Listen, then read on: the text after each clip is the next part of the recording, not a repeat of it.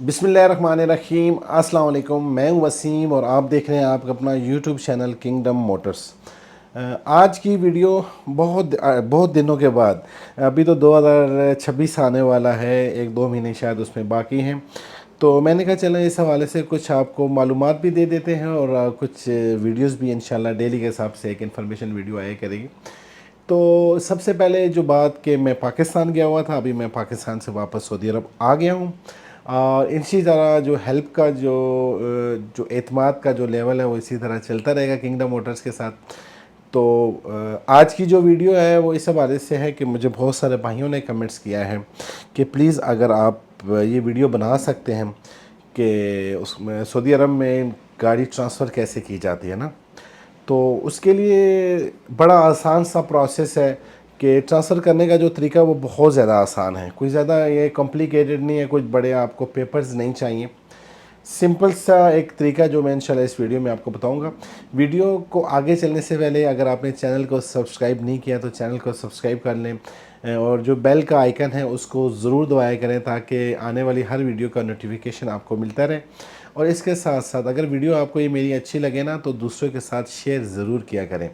तो चलते हैं कि सऊदी अरब में गाड़ी अपने नाम पे आप कैसे करवा सकते हैं। ये जो प्रोसेस है ये थोड़ा सा आसान भी है और थोड़ा सा कॉम्प्लिकेटेड भी है, बट थोड़ा सा डिफ़िकल्ट है एक नए बंदे के लिए ना।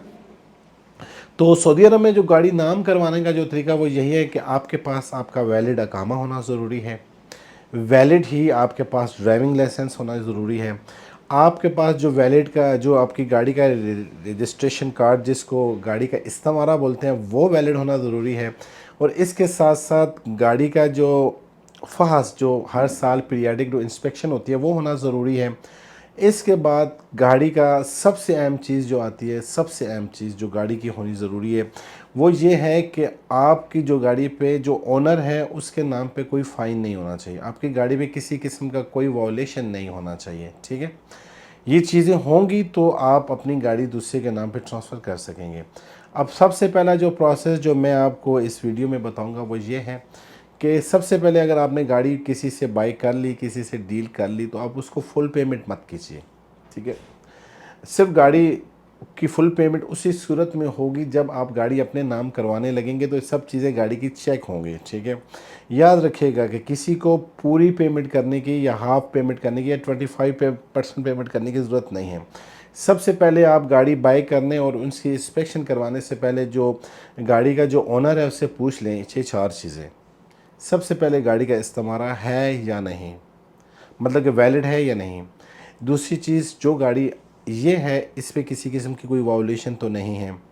तीसरी चीज़, जो गाड़ी का जो फहास है वो वैलिड है भी या नहीं। ठीक है, और चौथी चीज़, जो गाड़ी का उसको क्या बोलते हैं, जो गाड़ी का ओनर है उसकी इस गाड़ी पे कोई वायोलेशन तो नहीं हुई हुई।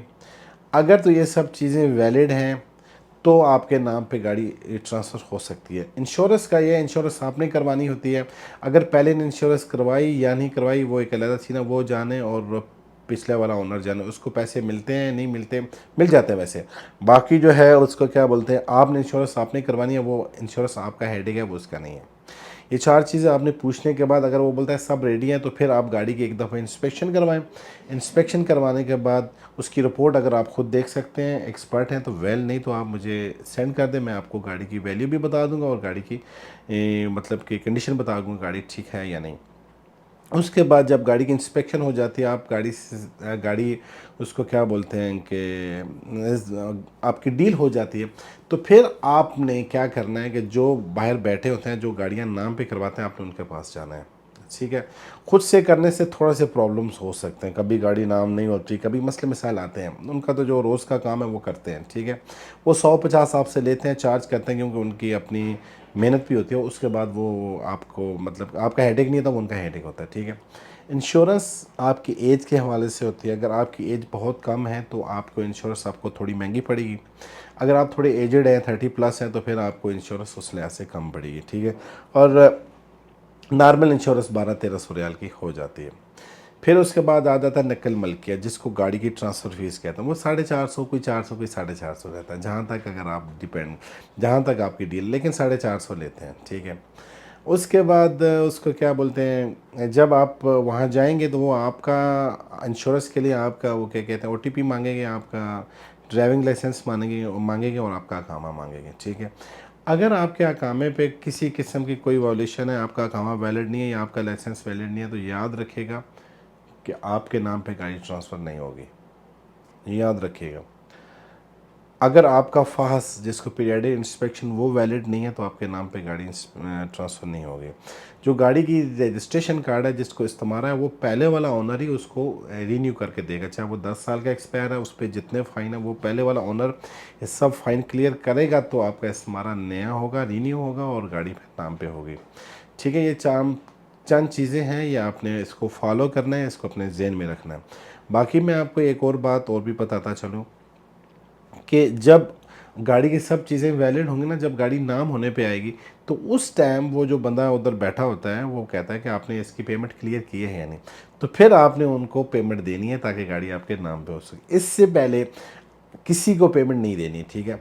और जो बायर है वो भी और जो सेलर है वो भी दोनों ख्याल रखिएगा कि ऑन द स्पॉट पेमेंट करनी है, चेक करना है पेमेंट को, उसके बाद गाड़ी की ओटीपी देना है, उसके बाद गाड़ी आपके नाम पे किसी को देनी है या किसी से लेनी है। ये नहीं कि वो बोले कि 2-2.5 हज़ार रियाल मैं आपको एटीएम से निकलवा के देता हूँ, फिर आपने अपना ओटीपी नहीं देना, उसको बोलना भाई साहब जाएँ पेमेंट पूरी लेके आए इधर, मुझे पूरी पेमेंट चाहिए तो फिर मैं अपना ओटीपी दूंगा, तब गाड़ी आपके नाम पे होगी। नहीं तो इसमें फ्रॉड है बहुत ज़्यादा, कई लोग कहते हैं एटीएम में जाते हैं फिर बाद में आपको दे दो, बाद में कोई मेरे साथ फ्रॉड हो चुका है। तो आप भी जो है वो उसको क्या बोलते हैं कि कई लोग फ्रॉड करते हैं, तो इससे बचिए। सिर्फ आप वहाँ पे जाइए, जाके अपना जो है जो लीगल तरीका है वहीं पे अपनी ड्राइविंग लाइसेंस और अपना अकामा ये वैलिड होना चाहिए, दोनों सब चीज़ें वैलिड हों। और जो बायर होगा उसका वैलिड होना लाइसेंस, और उसका अकामा वैलिड होना ज़रूरी है। अरूब हो तो भी नहीं होगा, आप पे कोई केस है तो फिर भी गाड़ी आपके नाम पे नहीं होगी, ठीक है। और जो सेलर है उसको सेलर के नाम पे कोई फ़ाइन नहीं होना चाहिए इस गाड़ी पे। दूसरी बात कि जो गाड़ी आप ले रहे हैं इसका वैलिड पीरियडिक इंस्पेक्शन होनी चाहिए, और इसके अलावा जिसको फास्ट बोलते हैं वैलिड इसका रजिस्ट्रेशन होनी चाहिए। उसके अलावा आप अपने तौर पे गाड़ी की इंस्पेक्शन करवाएं और उसके बाद डील होने के बाद आप गाड़ी अपने नाम पे कर सकते हैं। जो ऑनलाइन गाड़ी अपने नाम करने का तरीका है तो चंद पैसे आपको बच जाते हैं, बात ठीक है, लेकिन आपको थोड़ी हेडेक होती है, थोड़ा प्रॉब्लम होता है, वो अबशर से हो जाता है।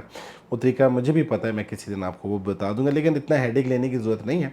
आप जाएँ, दो पार्टियाँ एक जगह होंगी ना, तो फिर जाएंगे तो थर्ड पार्टी जो नाम कर रही होगी तो वो उसमें थोड़ा सा आपको भी कॉन्फिडेंस होता है कि हाँ ठीक है, मैंने भी जो है वो आमने सामने बात हुई है तो कोई चीज़ छुपी हुई नहीं है, ठीक है। बाद में एक जगह बैठ के दोनों पार्टीज अगर करेंगी 150 बचाने के चक्कर में शायद आपका नुकसान ज़्यादा हो जाए, ठीक है ना। तो एक भाई का ये मैसेज था, वो मुझे बार बार मुझे व्हाट्सअप पे मैसेज कर रहे थे भाई इस पे वीडियो बनाएं, तसल्ली से बताएं मैं गाड़ी लेना चाह रहा हूँ। मैंने कहा चले, अभी तो मैं सऊदी अरब आ गया हूँ तो इंशाल्लाह अभी वीडियो कंसिस्टेंसी से रेगुलर आना शुरू हो जाएंगी। दुआ में याद रखिएगा, और जो भी टॉपिक अगर आपको चाहिए तो कमेंट्स करें, इंशाल्लाह मैं उस टॉपिक पे वीडियो बना के आपको दूंगा। दुआ में याद रखिएगा, और चैनल को सब्सक्राइब करते रहें, लाइक करते रहें, किंगडम मोटर्स को देखते रहें। मिलते हैं किसी दूसरी वीडियो में, अपना ख्याल रखिएगा, दुआ में याद रखिएगा, फ़ी अमान अल्लाह, अल्लाह हाफ़िज़।